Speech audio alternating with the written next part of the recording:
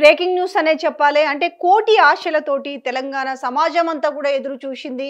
అరే ఈ బడ్జెట్‌లోనన్నా కనీసం ఏమన్నా మాట నిలబెట్టుకుంటదేమో అనేసి కొంత దింపుడు గల్ల ఆశలు అంటాం కదా, చివరి ఆశలవి. కానీ ఆ ఆశలకు కూడా వీళ్ళు ఫుల్ స్టాప్ పెట్టేసిరనే చెప్పొచ్చు. అంటే పేరుకు మాత్రం డాంబికంగా అబ్బా ఎంత పెద్దగా చేశారు, ఎంత మంచిగా చేస్తుంది కాంగ్రెస్ పార్టీ ప్రభుత్వం అన్నట్టుగా బడ్జెట్ లో మాత్రం 3 లక్షల కోట్లు అంటే అది అంకెలకే పరిమితమా, చేతల్లో ఏముందనే విషయంలో already BRS working president KTR వీళ్ళకు చురకలు అంటించారు. ఒకసారి ఆ చురకలు ఏందో కూడా చూద్దాం. 2025-26 సంవత్సర బడ్జెట్ లో పేద ప్రజల కష్టాలు తీర్చే బడ్జెట్ కాదు, ఢిల్లీకి మూటలు పంపే బడ్జెట్ అనేసి కేటీఆర్ ఘాటుగానే వ్యాఖ్యానించారు. తొండ ముదిరితే ఊసర వెళ్ళి అవుతుంది, ఊసర వెళ్ళి ముదిరితే రేవంత్ రెడ్డి అవుతుందని కూడా చెప్పడం జరిగింది.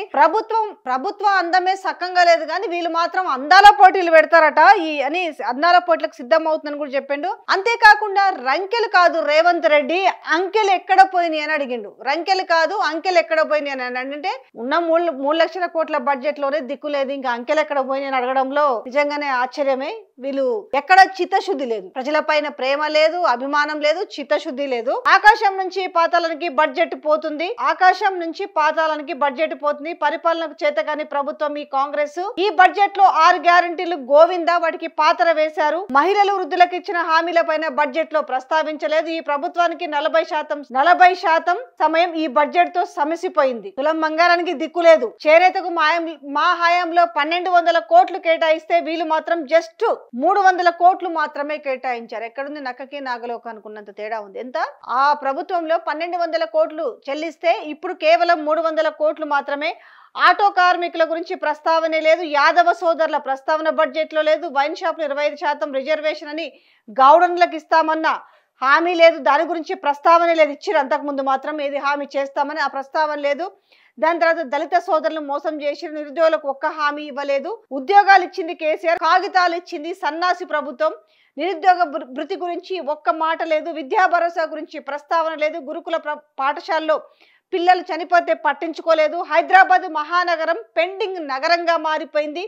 తెలంగాణ ఆర్థిక వ్యవస్థను పేక మేడల కుప్పకూల్చారు.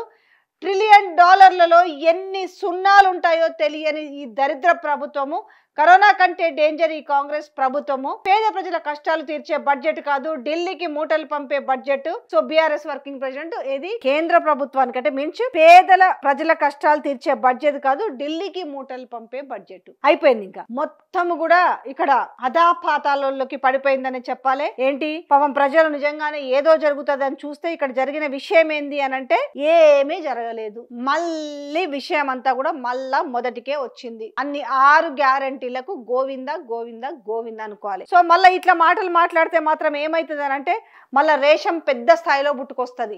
మీరు అట్లా నిజాలు చెప్తారు, మీరు నిజాలు చెప్పకూడదు కదా, అంతా మంచుకుంది, 3 లక్షల కోట్ల బడ్జెట్ పెట్టిరు, అన్నీ బాగుందనేసి. ఏమైంది? రుణమాఫీ గురించి మాట్లాడదాం, రైతు రుణమాఫీ గురించే మాట్లాడదాం. ఏకకాలంలో 2 లక్షల రుణమాఫీ అని చెప్పి రుణమాఫీ పూర్తిగా చేసినామని చెప్తారు. మీరు చెప్పిన 30,000 కోట్ల గురించే మాట్లాడదాం. మీరు చెప్పిన 30,000 గురించే ఒక్కసారి డిస్కస్ చేస్తే 30,000 కోట్లలో మీరు చెప్పింది, అసెంబ్లీ సాక్షిగా చెప్పింది ఎంత చెప్పిండ్రు? జస్ట్ 20,000 కోట్లు మీరు ఇచ్చింది. సరే ఆ 20,000 కోట్లు కూడా ఇయ్యలేదనుకోండి, అది వేరే విషయం. కానీ 30,000 కోట్లలో ఇచ్చింది 20,000 కోట్లు అయితే మరి మిగతా 10,000 కోట్లు అనేవి 25 లక్షల మంది రైతులకు మీరు చేసినామని చెప్పారు 20,000 కోట్లతోటి. మరి రిమైనింగ్ ఇప్పటికి కూడా ఎదురు చూస్తున్నారు. 2 లక్షల రుణమాఫీ తెచ్చుకున్న వాళ్ళు పైన ఏవైతే డబ్బులు ఉన్నాయో ఆ డబ్బులు కట్టండి, మీకు రుణమాఫీ అవుతుందని చెప్తే వాళ్ళు సప్పో తెచ్చుకొని ఆ డబ్బులు కట్టడం జరిగింది. కానీ లేదు, దీంట్లో ఆ ప్రస్తావన లేదు. సో ఇంకా మీరు రైతు రుణమాఫీ గురించి మర్చిపోవాలి. ఇక మీకు అవుతుంది అనే భ్రమలో నుంచి బయటికి రావాలి అనేసి ఈ బడ్జెట్ లో మనకు తేట తెల్లం అయిపోయింది. రెండో విషయం వచ్చేసి ఈ పెన్షన్స్ విషయం. ఈ వృద్ధులకి, అలాగే ఒంటరి మహిళలకి, వికలాంగులకి, వీళ్ళందరికీ పెట్టిన పెన్షన్ ఏదైతే ఉందో 2,000 రూపాయల నుంచి 4,000 రూపాయల పెన్షన్ చేస్తామన్నారు. బీఆర్ఎస్ ప్రభుత్వంలో వికలాంగులకు 4,000 రూపాయలు ఇస్తే ఇప్పుడు 6,000 రూపాయలు చేస్తామని చెప్పారు. సో దాని గురించి సంబంధించిన కూడా ఎక్కడ కూడా బడ్జెట్ లో ప్రస్తావన లేదు. సో ఆ దింపుడు కళ్ళం ఆశలు పోయినా ఇంకా పెన్షన్ పెంపుదల కూడా 0 అనే చెప్పొచ్చు. అలాగే ఈ మహిళలకు సంబంధించిన విషయంలో కూడా 18 సంవత్సరాలు పైబడిన ప్రతి మహిళకు 2500 రూపాయలు ఇస్తామని చెప్పారు. దాని గురించిన ప్రస్తావన కూడా లేదు.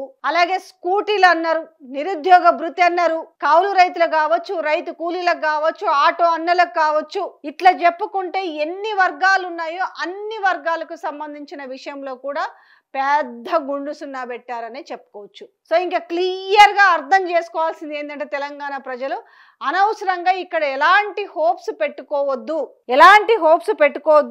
ఇక ఇంతే ఈ ప్రభుత్వం తీరు అనే విషయాన్ని వీళ్ళు స్పష్టంగా ఈ ప్రభుత్వం తీరు ఇంతే అనేసి వీళ్ళు స్పష్టంగా వీళ్ళకి అర్థమైందని చెప్పుకోవచ్చు. ఇంకా ప్రజలకు అర్థం చేసుకోవాలి. ఇంకా వీళ్ళు చెప్పుడు వరకే తప్ప మాటలు చేసుల్లో ఏమీ ఉండదనే విషయాన్ని అర్థం చేసుకోవాలి.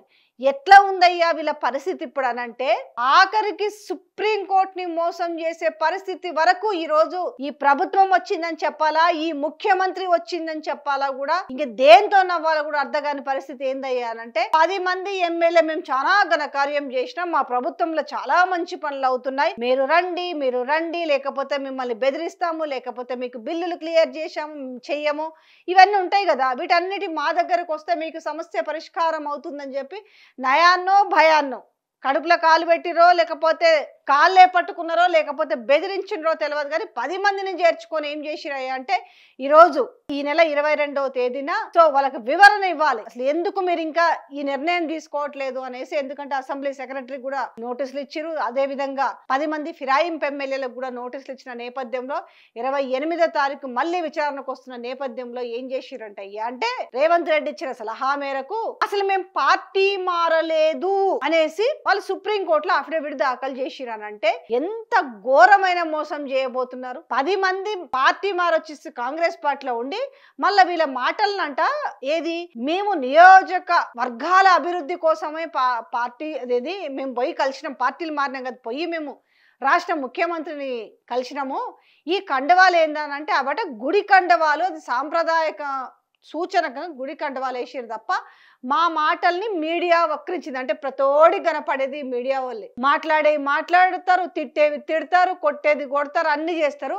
కానీ చూపించిన పాపానికి చెప్పిన పాపానికి ఎవరు బలి అవ్వాలంటే మీడియా వాళ్ళు బలి కావాలి. ఎస్ వీళ్ళు ఏకంగా సుప్రీంకోర్టునే మోసం చేయడానికి సిద్ధమయ్యారంటే ఒక్కసారి తెలంగాణ సమాజం ఆలోచించండి ఏం జరగబోతుంది అనేసి. అసెంబ్లీ సమావేశాలు పెట్టి తానుకు కష్టం కలిగింది, నాకు చీము నెత్తురు లేదా, నేను ముఖ్యమంత్రిని కాదా, నేను కొడతా, నేను చింపుతా, నేను నరుకుతా అని మాట్లాడిండు. కానీ తెలంగాణలో రైతులు ఆత్మహత్యలు చేసుకుంటుంటే ఏం సుభాషితాలు వల్లించిండ్రు, అప్పులు తెచ్చుకున్నారు, అప్పులు కట్టమని ఇంటి ముందుకి అప్పులోలు వస్తే గౌరవంతో ఆత్మహత్య చేసుకుంటున్నారని మాట్లాడిండ్రు.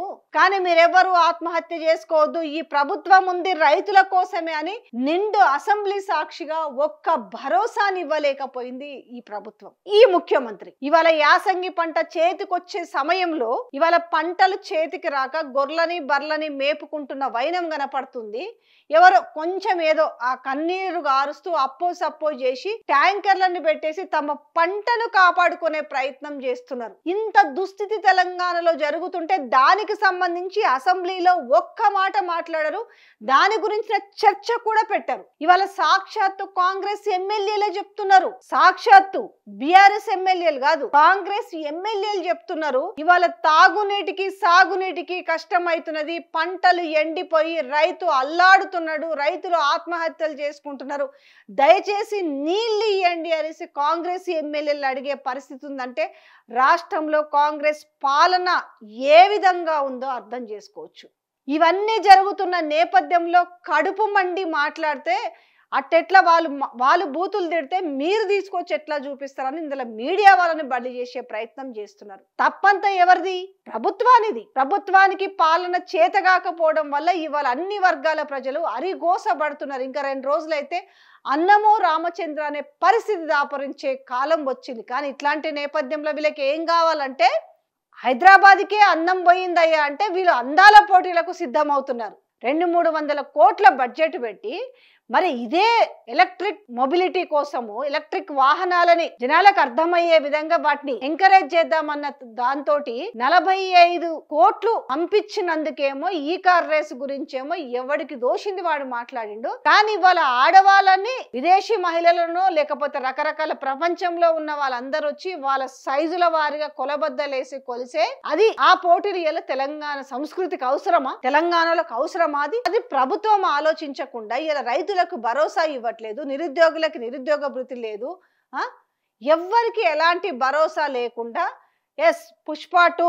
మనకి అల్లు అర్జున్ మనని సీఎం గా మర్చిపోయింది కాబట్టి మనం ఒక దినమంతా అసెంబ్లీనంతా పుష్ప 2 అదంతా సంపాదించుకుంటారు, వీళ్ళు ఇంత సంపాదించుకుంటారు, వాళ్ళు ఏమన్నా పాకిస్తాన్ బార్డర్లో అది చేస్తుర్రా ఇది చేస్తుర్రా అని చెప్పేసి భాష్యాలన్నీ మాట్లాడారు. దాని తర్వాత ఒక రోజు అసెంబ్లీ అంతా దేని గురించి అయ్యా అంటే ఇట్లా చూపిస్తారా, బూతులు చూపిస్తారా, అది చూపిస్తారా. అసలు బూతులు ఏం మాట్లాడకుండా చేస్తే అసలు బూతులు ఎందుకు వస్తున్నాయి? అసలు ఈ బూతు అనే మాట, నా భూతు అనే మాట ఎందుకు వస్తుంది చర్చ పైకి? మీరు ఈ రాష్ట్ర ప్రభుత్వము ఈ రాష్ట్ర ముఖ్యమంత్రి గనక పేద ప్రజల కష్టాలు పట్టించుకొని పేద ప్రజలని ఆదుకొని ఉండుంటే ఈ రోజు కడుపు మండి ఆ మాటలు ఎందుకు? ఏసీలలో కూర్చొని మీరు హైఫైగా కార్లలో తిరుగుతూ లగ్జరియస్ కార్లలో తిరుగుతూ దినాం హెలికాప్టర్ల గాలి మోటార్లు తిరిగేటోళ్లకు మీకే బూతులు వస్తుంటే మరి కడుపు మాడి 5,000 నోటికి పోవడమే కష్టంగా ఉన్న వాళ్ళ పరిస్థితి ఏంది? రేపు మాట్లాడరా? ఇవాళ రుణమాఫీ మొత్తం కాకపోతే మీరు చెప్పిన ప్రకారమే అనుకుందాము, మీరు 20,000 కోట్లు మేము రుణమాఫీ చేసినామని చెప్పారు. బట్ మీరు చెప్పింది ఏంటి? 30,000 కోట్లు అన్నారు కదా. మరి 20,000 కోట్లతో చేస్తే మిగతా 10,000 కోట్లు చేయలేదు. మరి ఆ రైతులు ఏం కావాలి? ఆ రైతులు మరి ఏం మాట్లాడాలి? ఆవేదనతోటి, ఆవేశంతోటి, ఆక్రందనతోటి ఏం మాట్లాడతారు వాళ్ళు? అయ్యా దొరా మీరేదో మాట్లాడుతున్నారు కదా, మాకు ఆ కులం వాళ్ళందరూ వచ్చి మా పొలంలో పనిచేసేటోళ్ళు, నా కోసం వాళ్ళు జెడ్పీటీసీ చైర్మన్ ఉన్నప్పుడు కూడా ప్రచారం చేసినని ఆ వర్గానికి సంబంధించి మీరు ఆ మాటలు మాట్లాడుతున్నారు కదా. మరి మీకు ఏమని మర్యాద చేయాలంటే దొరా మాకు రుణమాఫీ చేయండి అయ్యా దొరగారు దొరవారు అనేసి జీ హుజూర్ మీ బాంచన అనేసి మీ ఇంటి ముందరకు వచ్చి మోకాళ్ళ మీద నిలబడి అడుక్కోవాలా అంటే ఇవాళ అదే కదా మీరు చెప్పింది. తెలంగాణ ప్రజలకు ప్రశ్నించే హక్కు లేదు, అడిగే హక్కు లేదు, మాది తీర్చండి అని అడిగే హక్కు లేదు. అది వాళ్ళు మాట్లాడితే మేం తీసుకొచ్చి చూపిస్తే తీసుకెళ్లి జైల్లో పెడతా అంటారు. ఇది ఇట్లా ఉంది. ఎందుకు ఆగమాగం అవుతున్నాడు ఈ రాష్ట్ర ముఖ్యమంత్రి అనేది ఇవాళ అర్థం చేసుకోవాల్సిన పరిస్థితి ఉంది.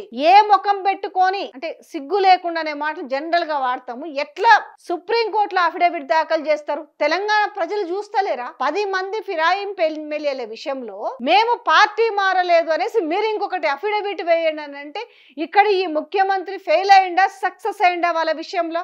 నేను నీ మాటే ఉంది కదా, నేను ఒక్క గేటు తెరిస్తేనే 10 మంది వచ్చిర్రు, 2 గేట్లు తెలిస్తే ఎంతమంది వస్తారో అక్కడ మొత్తం బీఆర్ఎస్ ఖాళీ అవుతుందని చెప్పినారు. మరి ఇవాళ ఎందుకు మీరు అఫిడవిట్ వేయించిర్రు? మేము బీఆర్ఎస్ తోనే ఉన్నామనే మాటను ఎందుకు చెప్పిస్తారు? భయమా? ఈ 10 మంది ఎమ్మెల్యేల పైన రేపు అనర్హత వేటు పెడితే ప్రజల్లోకి వెళ్ళి గెలవలేరు కాబట్టి మీ ప్రభుత్వం ఉంటుందో కూలుతుందో అనేసి భయమా? దేనికి? సో ఏంటంటే తెలంగాణ సమాజం ఆలోచించండి. ఈ ప్రభుత్వం చేస్తున్న చర్యలను ఏ రకంగా ఎందుకంటే ఇవాళ అరిగోసపడుతున్నారు. ఎక్కడ ఏ గ్రామాలకు వెళ్ళినా, ఏ జిల్లాకు వెళ్ళినా, ఇవాళ ఏ ప్రాంతానికి వెళ్ళినా తెలంగాణలో పంటలు ఎండిపోయి నీళ్ళు ఇస్తే చాలరా దేవుడు అని ఎదురు చూస్తూ యాసంగి పంట మొత్తము చేతికి రాక ఈరోజు పశువులకి గొర్రెలు బర్రెలు మేపుకునే పరిస్థితి ఉన్న నేపథ్యంలో ఈరోజు ప్రభుత్వానికి ఎంత చిత్తశుద్ధి ఉందో అర్థం చేసుకోవచ్చు. ఈరోజు సునీత విలియమ్స్ 9 నెలల క్రితం పోయినామని ఈరోజు భూమికి తీసుకొచ్చిర్రు భూమి మీదకి. ఇవాళ ఎస్ఎల్బిసి టన్నల్లో ఇరుక్కున్న 8 మందిలో ఒక్కరంటే ఒక్కరు తప్ప మిగతా 7 ఏమైనరు ఎక్కడ కొట్టుకుపోయినరో కూడా తెలియదు. అట్లా ఉంది ప్రభుత్వం తీరని చెప్తున్నా.